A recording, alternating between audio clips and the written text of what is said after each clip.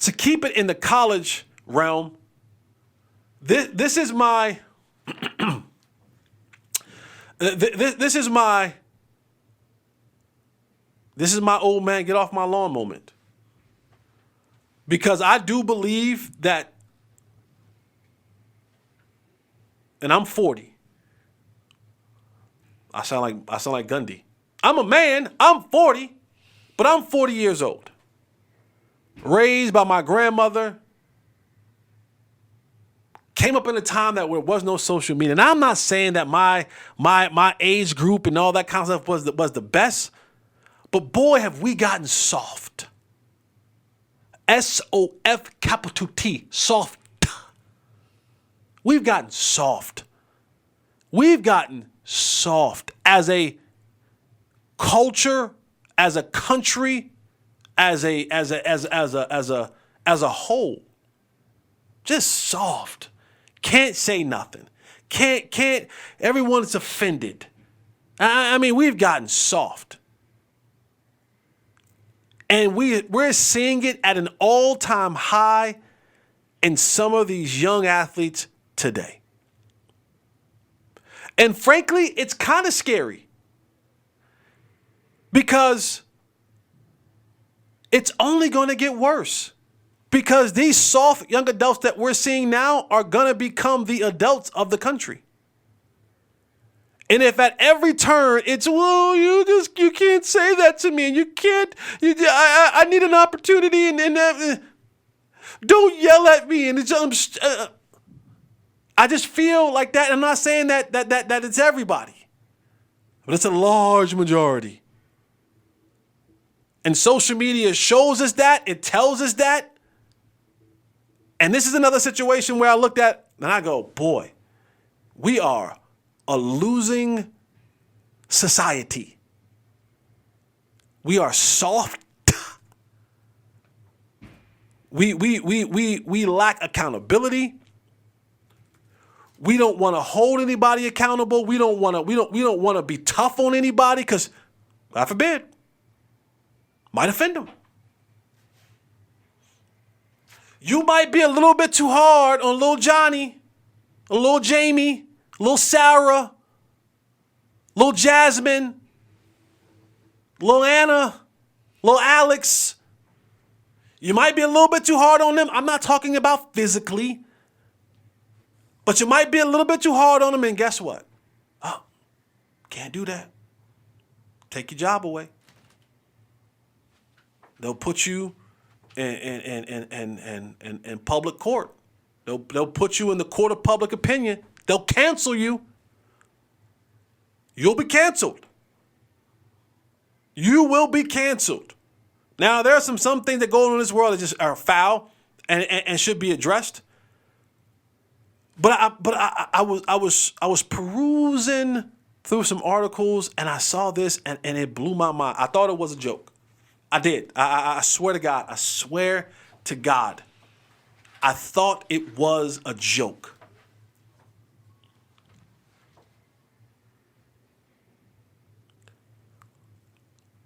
On Wednesday, Louisville head coach Kenny Payne was in his post-game presser. And one of his freshman sensations didn't play much in the first half. Ended up coming in the second half and playing a good game. And so the reporters would say, hey, did something happen? Ty-laur Johnson didn't play much. Did he miss some defensive sets? Was something else going on? Because he didn't play much in the first half. And I was shocked at what Coach Kenny Payne proceeded to say. He said, do you want the honest answer? And they're like, yeah. And Coach said, I probably shouldn't say this, but Ty-laur Johnson, he didn't know if he wanted to play. We didn't have the tights that he wanted, that we've never had for him and he decided, I don't feel like I can go. Coach Payne concluded that quote and said, that's what young people do. What? Now, I may be a hypocrite because there was a time in old young Jay Holley's life, and it's documented. Shout out to the Star Ledger. And when I read this article, I looked up where Payne is from. He's from the Northeast. He went to St. Benedict's in New Jersey. He's in my, Essex County, Union County. I was like, dang, up north, brother. But I read this and I thought, boy, are we soft. That boy said, I didn't feel like I can go because I didn't have the right tights. And I partially blame Coach Payne, and I don't blame Coach Payne because I understand what it is now. I don't know if Ty-laur Johnson has an NIL deal. But if Ty-laur got an NIL deal, the boots are saying, hey, coach, pay him $500,000. You will play him. That's a real thing. But I blame Coach Payne because there needs to be, I feel, a level of kind of going back to my man Mike Singletary. Mike Singletary, yeah. Can't win with him. Remember he sent he sent his tight end back in the locker room. Said, get off my field. Said, I can't win with him. Won't coach him. Won't play with him. He said, I'd rather be penalized up and down the field for 10 men on the field than to play with 11 with the kid that I knew was not doing what he was supposed to do. And Coach Payne played him in the second half. And the kid had a good game in the second half. But he didn't want to play because he didn't have his tights. And I thought, you know what? Sometimes we need a little bit of accountability. I remember back in my high school days, I was styling and profiling. Old young Jay Holley was nice. It's documented. Old Jay Holley was nice.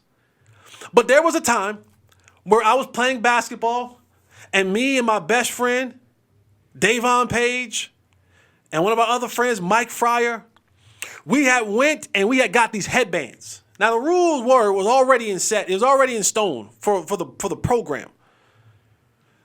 If you're going to wear something outside of like a brace, ankle braces, knee braces, wrist brace, something like that, at the other team, the rest of the team didn't have, you couldn't do it.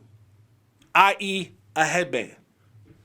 And we have found these Jordan headbands. We had the fresh Jordans on our feet, and we bought these headbands. We only bought one for each other. One for me, one for Mike, one for Davey. And we like, we're gonna kill them at this game. When we put these on, it match our uniform, had our school colors on it. And I remember getting dressed, Mike getting dressed, Davey getting. We sat down, we were in the locker room waiting for the game to start, and we got our headbands on. Like, remember Darius Smile and Quentin Richardson? We was like, ooh, yeah, let's go. And Coach walked in there, and he kind of did a double take, and he looked at us, and he said, what y'all doing? We like, take them headbands off. Yeah, you know the rules. And all three of us, we sit there, we're strong. And he's on the board, he's writing on the board. Shout out to Coach Shaw. He's writing on the board. And he turns back around and he goes, he used some choice words, but basically, y'all ain't hear what I said? Take the headbands off or you're not playing. And Davey kind of took his headband off and Mike kept his on and I kept mine on. And he said, Fry, did you hear what I said? And then Mike, took his headband off and I was sitting there. Best player on the team. I'm the star. I'm Jesse Holley. I'm Hollywood. I ain't taking my headband off. Forget those rules, man. The rules whack. And Coach Shaw said, I will quit this job before I let you dictate what we do in this program. Don't care how good you are. We'll lose this game because you will not play. You will not play. You know the rules, and you adamantly disobeyed them. And I ended up not playing that game. He told me to go get dressed, and I sat in the stands. My grandmother came to the game, and she's looking for me on the court, and they're like, he up there in the stands right behind you. And she cussed me out, and she told me I was wrong. My leadership was bad. It didn't look good. You know the rules. But Coach took a stand, and he says, you're not going to do this to me or this team when you know what it is. And there was a level of accountability that was held up. And I think we're living in a time where accountability is so fleeting. And when you look at this situation where a kid said, I don't know if I want to play because I don't have the right tights, he would have had to catch an Uber home. You can't even ride on my team bus. I would have put you in an Uber. That's just me personally. Now, maybe I might not have had a job, and that's fine. But at some point in time, there has to be a stand taken, because this generation is you can't say nothing to them. You can't challenge them. You can't hold them accountable because mom and daddy want to come and question you. They want to call home, and now you got to have a parent-teacher conference because of playing time and all that kind of stuff. Or they do and they jump in the portal. And they go, well, he's unfair, and I'm not getting all the chances that I should get here, and I know that I messed up, and I know I don't study well, and I know that I don't practice hard, and I know that my grades aren't the best, and I know that I'm a mess, and I know that I'm not a good leader, and I half-A it on my workouts, and I know all this stuff, but Coach, he ain't fair. And so I'm out. I'm going to the portal. And then there's coaches like Kenny Payne who goes, well, I played them in the second half. What does that say to the rest of your football team? Or your basketball team, excuse me. When you publicly come out and say a guy thought he couldn't go because we didn't have tights. Now, I understand it. There's always going to be a talent versus tolerance. Always. Always. If you talented enough, we gonna tolerate a little bit more. If you can hoop real good, we gonna tolerate you not going to class or being a jerk or having bad leadership. Same way in the league. Dudes get second and third chances. NBA. You can whoop your wife, smack a girl. You can hoop. Get back out there. It ain't until your skills diminish to a point where they don't need you anymore. They go, don't hold no value anymore. We have to put up with your nonsense. Oh, but if your value is high, boy. And I saw the situation, and I just said, we are a lost society. We are soft. It is insane. My grandmother held me accountable. She said, you are wrong. I don't care how bad you felt like you should be able to wear that headband. You are wrong. And he should have kicked you off the bench. And he should have made you go get dressed. And you will apologize to coach. And you will apologize to your team. And if he doesn't let you back on the team, guess what? You're going to come to watch every game regardless because you were wrong. Now, that's grandma. Ain't many parents that said, parents go, well, let my baby wear that headband. And y'all being, it's just, no. It is a soft society, and this is another example of it. I don't know that young man. I hope this young man has taken this as a lesson and he's learned from it. But this is a small example of a larger problem that we have in society today. There's no accountability. Jokers is soft. They being raised by soft parents. So they soft. It is a lineage of Charmin that is being developed. Not all, but a large majority. As someone who's been an athletic director for 7 years, I seen it. I seen it. The meetings that I've had to have with parents over nonsense, but then I meet with them, and then I see the kid do the things that I was trying to nip in the bud to the parent. I go, oh, it makes sense now. That nigga, what do you mean? Well, if she talks back to you, the hell you think she gonna do to me? The hell you think he gonna do to me and to my coaches? He and she think it's okay to talk back to you. To sit in this meeting, and they sit in the meeting and they like this. My grandmother would have knocked the teeth out the back of my throat. And instead of you holding your kid accountable, you make excuses for them. You know how many times I've had parents reach out to me about something about their kids? Or how many times I've had to have, parents be like, well, so-and-so said that so-and-so. And I go, why so-and-so can't say that?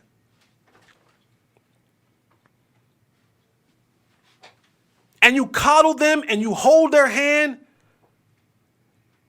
and you don't give them a true sense of what the world is. Unfortunately,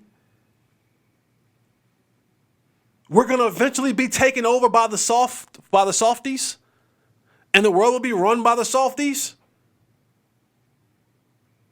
But a lot of times, you are setting your young people up for failure. The world is hard, difficult, unkind, vicious, relentless. And if you keep setting up a culture and a lineage of Charmin, soft kids, we're in big trouble. We are in big, big trouble. And I see it more often than I like to. And because I'm around sports, I cover sports, I'm involved in it, professionally, privately, it is one that is truly a head scratcher. And I'll end on that. And then we'll pick up some of the other stuff next week. But boy, we soft. SOF capital T, soft. And if we don't change that now, we're going to keep creating a softer and softer and softer generation. I ain't saying you got to abuse them and beat on them, but there needs to be a level of accountability. Kid says, I don't want to play because I don't have the right tights. What? Get off my team. Bye. There's no room for this. Because now publicly, there's 11 other guys on this roster, 12 other guys on this roster that's seen what happened. And they may not do the same thing you did, but now they're going to push the limits of seeing the nonsense. Can't build programs like that. Can't have culture like that. That joker would have had an Uber home from that game. No way you getting on my team bus for that. All right, man, I'm up out of here. You guys enjoy your weekend. We'll be back next week.